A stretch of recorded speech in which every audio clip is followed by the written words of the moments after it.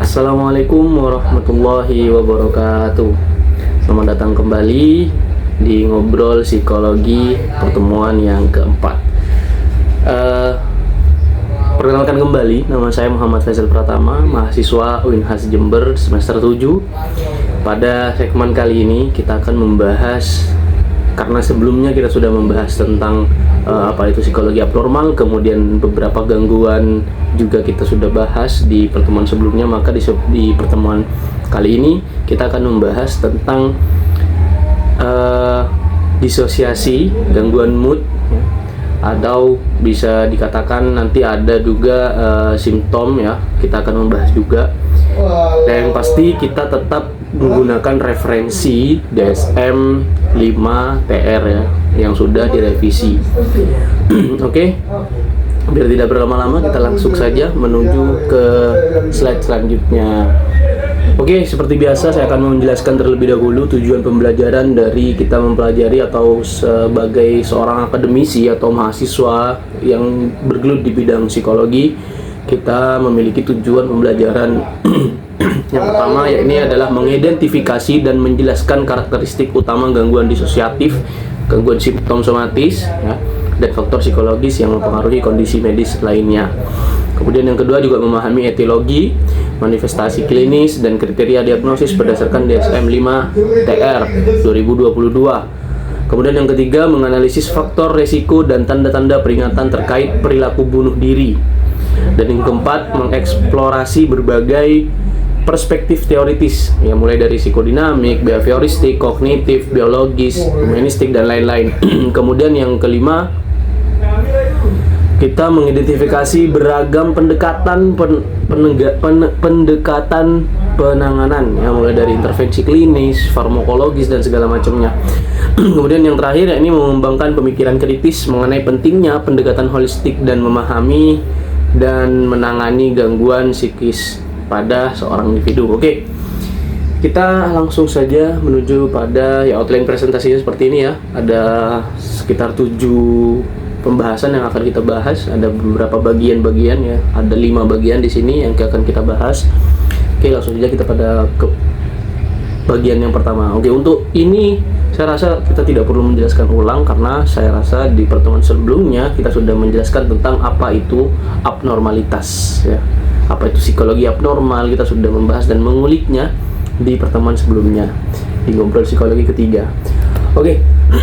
Oke, kita langsung saja ke bagian yang pertama, yaitu adalah gangguan disosiatif. Apa sih itu gangguan disosiatif? Gangguan disosiatif menurut di DSM 5 di DSM 5 TR tahun 2022, gangguan ini itu merupakan diskontinuitas atau tidak terjadinya perkembangan ya yang kontinu, yang mulai dari integrasi normal kesadaran, memori, identitas, emosi, persepsi ya, dan lain-lain sebagainya, itu tidak terjadi secara kontinu ya. Itu artinya disosiatif. Nah, ada beberapa jenis di dalam gangguan disosiatif ini. Ada 3 jenis ya yang di dalam DSM 5. Yang pertama adalah gangguan identitas disosiatif atau GID. Nah, dalam GID ini polanya itu relatif konsisten. Artinya dalam memandang ya, berhubungan dan berpikir tentang diri dan lingkungan itu konsisten. Perilaku, ingatan, kemudian kesadaran itu dikendalikan oleh identitas yang berbeda-beda secara bergantian. Jadi umumnya ya, GID itu umumnya itu dikatakan sebagai kepribadian ganda. Seperti itu. Yang kedua adalah amnesia disosiatif. Apa itu amnesia disosiatif ya? Sesuai dengan namanya, artinya kekurangan dalam mengingat ya, daya ingatnya itu kurang. Biasanya itu bersifat traumatis atau stres ya, itu ya. Kemudian yang ketiga adalah gangguan depersonalisasi atau derealisasi. Nah, ini biasanya ditandai oleh pengalaman depersonalisasi, perasaan terlepas dari diri sendiri yang seolah menjadi pengamat eksternal atas pikiran, perasaan, sensasi tubuh atau tindakan seseorang. Dan bisa jadi juga dari sisi ini ya, ada pengalaman yang tidak mengenakan ya, atau tidak bisa terpisahkan dari sebuah lingkungan ya. Kemudian kayak seperti bisanya juga dari mimpi itu juga bisa jadi. Oke, next kita membahas di bagian kedua, yaitu adalah gangguan simptom somatis. Nah, bagian simptom somatis ini ciri-cirinya itu biasanya lebih dari 6 bulan ya. Itu perlu digarisbawahi, lebih dari 6 bulan. Nah, fokus utama itu bukan pada simptom fisik ya, melainkan pada respon psikologis dan perilaku terhadapnya. Jadi simptom somatis itu ciri-cirinya gini: keberadaan satu atau lebih simptom somatik yang mengganggu dan menyebabkan tekanan atau disfungsi signifikan. Nah, itu disertai biasanya dengan pikiran, perasaan, perilaku yang berlebihan itu terkait dengan simptom somatik atau masalah kesehatan yang terkait. Nah, ada beberapa jenis-jenis ya. Di sini ada gangguan simptom somatis. Gangguan simptom somatis ya itu menyebabkan penderitanya itu ada gangguan dalam fungsi sehari-hari ya. Kemudian juga ditambah dengan pikiran-pikiran, misalkan kayak kekhawatiran, tidak proporsional dengan simptom, menghabiskan terlalu banyak waktu dan energi untuk simptom. Itu. Kemudian yang kedua adalah gangguan kecemasan penyakit atau illness anxiety disorder. Kekhawatiran yang berlebihan tentang memiliki atau akan mendapatkan penyakit serius. Nah, ini biasanya sering terjadi di kalangan masyarakat, terutama di Indonesia, terutama di Pulau Jawa. Ya. Bukan penyakitnya, tetapi adalah perilakunya ya. Nah, perilaku ini yang biasanya bisa jadi akan menyebabkan atau akan bisa jadi adalah sumber dari satu penyakit yang disebut sebagai illness anxiety disorder. Tapi perlu digarisbawahi juga bahwa tidak semua perilakunya itu bisa menyebabkan itu terindikasi penyakit illness anxiety disorder ya. Kemudian yang ketiga, gangguan konversi fungsional neurological symptom disorder. Nah, defisit motorik atau sensorik yang tidak sesuai dengan kondisi neurologisnya. Ya, jadi ada kondisi medis yang tidak diketahui dan seringkali didahului oleh konflik atau stres psikologis. Nah, contohnya di sini meliputi kelumpuhan, kebutaan, dan kejang ya. Tapi yang bukan epilepsi ya. Oke, next kita ke bagian yang ketiga, yakni adalah FPMKML. Apa itu? Faktor psikologis yang mempengaruhi kesehatan tubuh. Faktor psikologis yang mempengaruhi kondisi medis lain ya, itu faktor psikologis atau perilaku secara merugikan mempengaruhi kondisi medis non psikiatrik yang sudah ada. Nah, ini bukan diagnosis gangguan mental itu sendiri ya, melainkan sebuah klasifikasi yang menunjukkan hubungan timbal balik antara pikiran, perilaku, dan kesehatan fisik. Identifikasi di DSM-5 itu ada 4 ya. Di sini saya bagi jadi 4. Yang pertama adalah memperburuk jalannya penyakit. Nah, contohnya tuh kayak gini, seorang penyakit jantung ya, yang mengalami tingkat stres kerja tinggi, mungkin mengalami episode angina yang lebih sering dan parah. Ya karena tekanannya terlalu tinggi, jadi itu bisa memperburuk jalan penyakitnya. Intinya seperti itu ya. Kemudian yang kedua adalah meningkatkan resiko kesehatan. Nah, ya contohnya kayak rokok ya, kurang tidur, pola makan yang buruk. Nah, terus kemudian dipicu oleh stres ya, atau masalah-masalah psikologis yang lainnya, itu dapat meningkatkan risiko pengembangan penyakit fisik. Nah, contohnya kayak tadi ya, penggunaan alkohol yang berlebihan, penggunaan sebat yang berlebihan atau merokok yang berlebihan. Nah, ini mampu meningkatkan risiko penyakit ya. Bisa, kalau tadi minum-minuman itu bisa ke hati, kalau rokok itu bisa ke paru-paru. Ya. Kemudian yang ketiga, mengganggu penanganan penyakit. Nah, langsung kita ke contoh ya. Contohnya itu kayak pasien diabetes yang depresi ya, mungkin akan kesulitan mengikuti diet yang direkomendasikan dan lupa minum obat secara teratur, itu menyebabkan kadar gula darah tidak terkontrol. Tuh. Kemudian yang terakhir adalah memengaruhi fisiologis. Ini contohnya itu kayak mempengaruhi fisiologis ya. Contohnya kayak sistem kekebalan tubuhnya, tekanan darah, respon inflamasi. Ya, itu contohnya kayak misalkan stres akut atau kronis ya, itu dapat menekan sistem kekebalan tubuh. Jadi Jadi seseorang itu akan rentan yang namanya kena penyakit seperti itu. Oke, next. Nah, kita ke bagian yang selanjutnya, yakni adalah gangguan mood yang biasa kita seakan-akan merasakannya setiap hari. Tapi jangan salah, kita harus tahu dulu ya, gangguan mood itu apa dan bagaimana. Di sini saya akan jelaskan nih. Di sini adalah gangguan mood adalah kategori kondisi mental yang ditandai oleh gangguan serius dalam regulasi suasana hati yang dapat mencakup episode depresi. Nah, suasana hati yang sangat tinggi, energi berlebihan, dan aktivitas yang meningkat.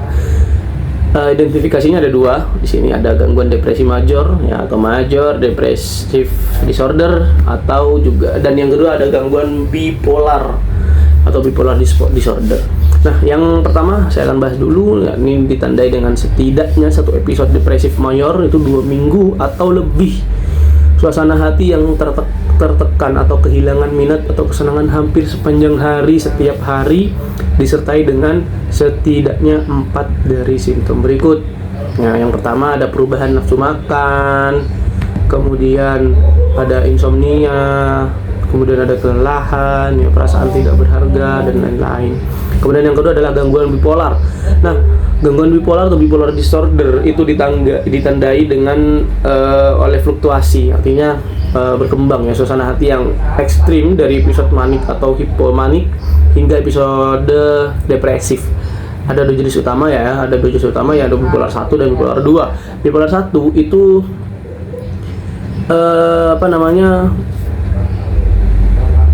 setidaknya itu 1 minggu ya. Dia itu jangkanya itu ada 1 minggu. Kemudian kalau yang bipolar 2 itu lebih pendek dan intensitasnya tidak sampai menyebabkan gangguan fungsi signifikan atau namun tidak pernah mengalami episode manik penuh.